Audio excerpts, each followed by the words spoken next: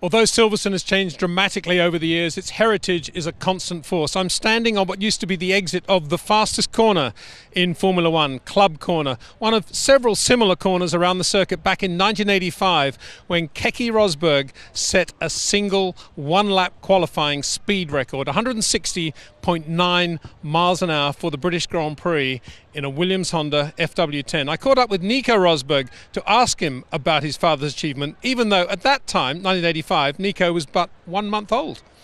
Nico, I wanted to talk to you because 30 years ago your dad got the pole at the British Grand Prix. It was a record that stood for 17 years, a lap of over 160 miles an hour. And I know you were 1 month old at the time, obviously meant nothing. But now, looking back on what you've heard, can we just have your thoughts on that?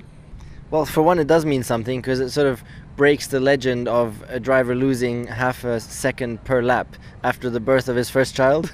So that is a good one for me because I have my first child coming up very soon, hopefully.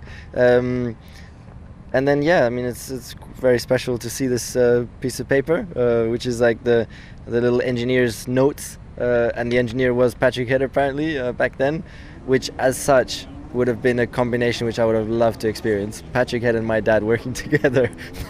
That must have been something, with those turbo engines, you know, that had 850 horsepower or something, which is pretty close to where it is today, actually, maybe slightly more.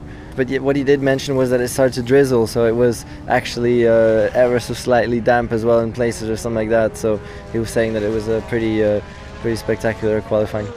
It's great to see that and cool to what he achieved at the time with that awesome lap around here, and that it stood for so long.